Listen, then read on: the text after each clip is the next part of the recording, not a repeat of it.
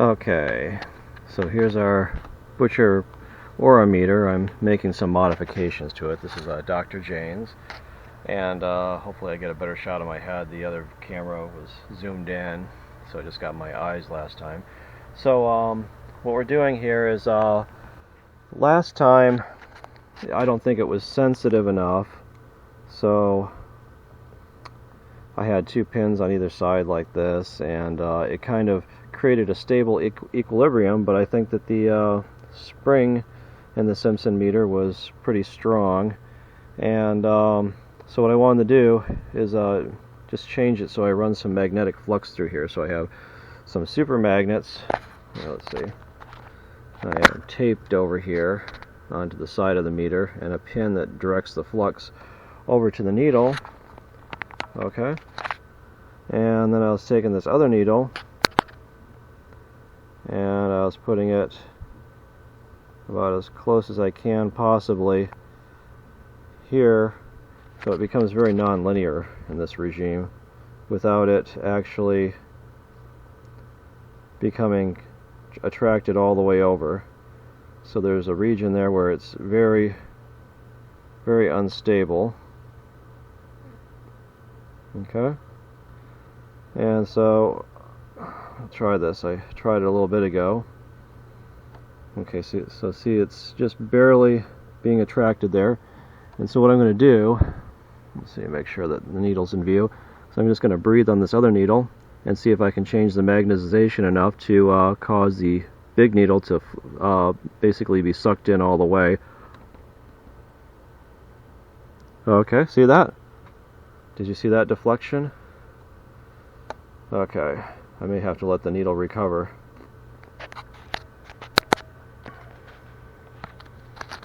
Okay, we'll do it from a different angle.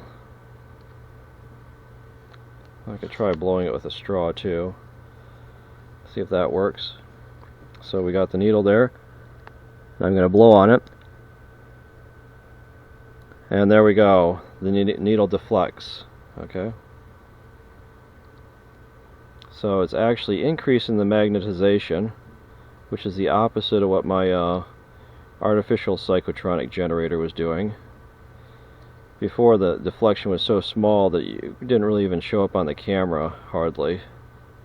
The thing would kind of twiddle a little bit sometimes, but okay, let's let it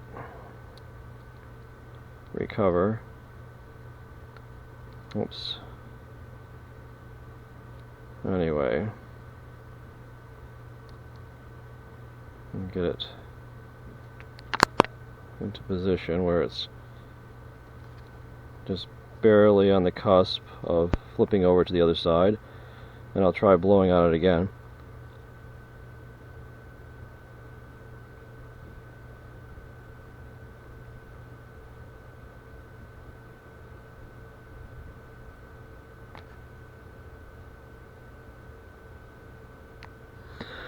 Maybe I didn't have it close enough. Maybe I didn't let it sit long enough to make the transition back to normal. But anyway, it appears as if this type of setup, although it's not optimal, because I'd rather have something be more of in a stable equilibrium so I can measure how much of a deflection I'm getting rather than does it go over the hump or not. But I guess that would probably require a lighter spring setting on the Simpson meter, and unfortunately I don't think I have control over that. I wanted to use the meter because it's got really nice jewel bearings in it probably, but it's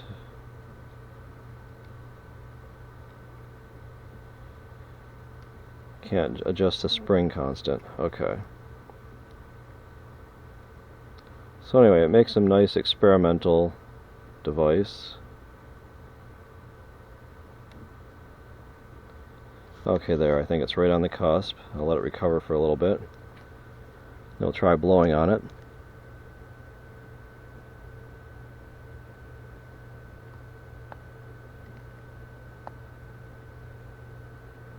I'll just try blowing directly on it.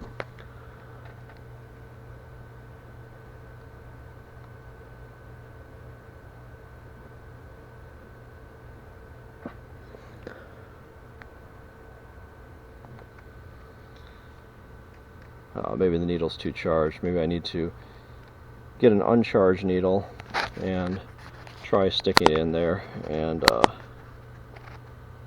see if I can make it transition to a higher state of psychotronic magnetic attraction. Okay, so here I have a new needle that's been uncharged, and I'll just bring it in as closely as I can. It must be magnetized in a different direction. That's interesting.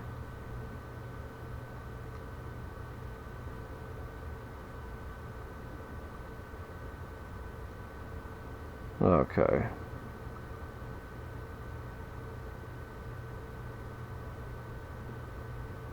We'll try this one. So I have it up there. This needle's actually behaving differently than the other one. Maybe the other one is slightly magnetized in a certain way. Let's try blowing on it and see what happens.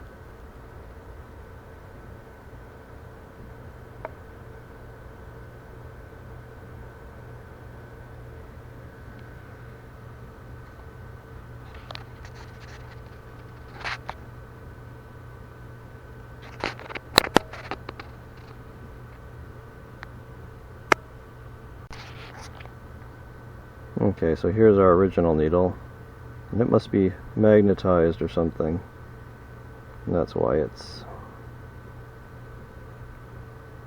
Come on.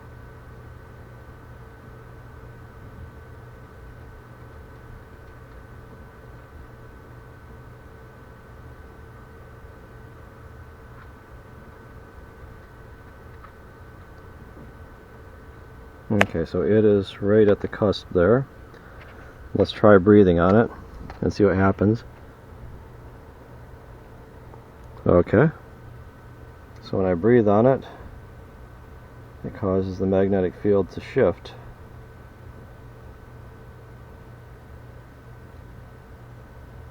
Okay. Okay. Here we go.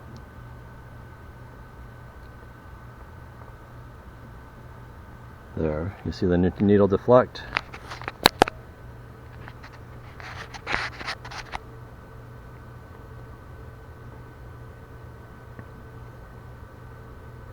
So it looks like the Butcher aurameter is actually working. I don't have it working the same way he had it working, but looks like the effect is there.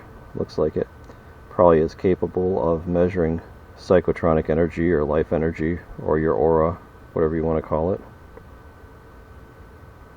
Just need a little bit more sensitive system, and I'm getting higher sensitivity by trading off stability. Here, let me get this thing situated again. I'm getting higher sensitivity by making it in an unstable place. Okay. Oops. Okay, so there's the needle. Let me try blowing on it again. And there, see it deflect? Reset it.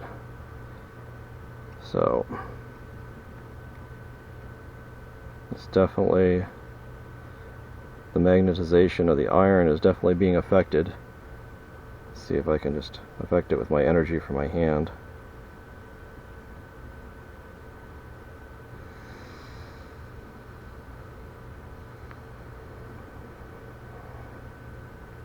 Let me get this a little bit closer.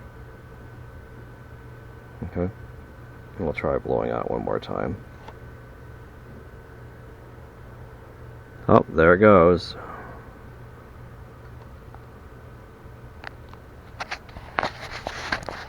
Oops. Here we go.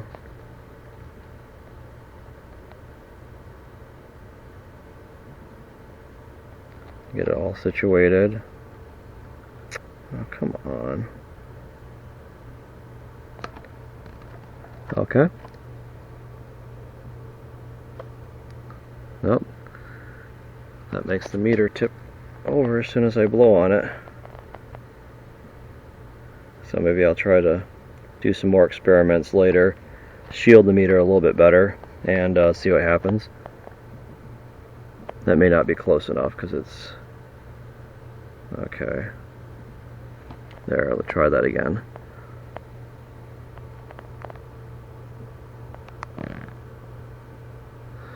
And there we go. The meter keeps on deflecting. So anyway, it looks like the Butcher orometer is doing something. Kind of figured it would based on other research I've looked at. Pavlita's research, where he magnetized things on a vibrating magnetometer using psychotronic energy, and others. So, believe that UFOs disturb the Earth's magnetic field, or magnetic devices, compasses and such, when they travel by, and I believe now that that's due to the psychotronic energy interacting with the compass. And so it's no coincidence that the Butcher power meter, or Butcher orometer, I keep on saying power meter, Butcher orometer, interacts, the psychotronic energy interacts with the magnetization of these pins and causes a deflection of the needle. And so psychotronic energy does interact with magnetic fields, and I believe it's related to the UFO propulsion systems as well. And this is Dr. Janes, and thanks for watching.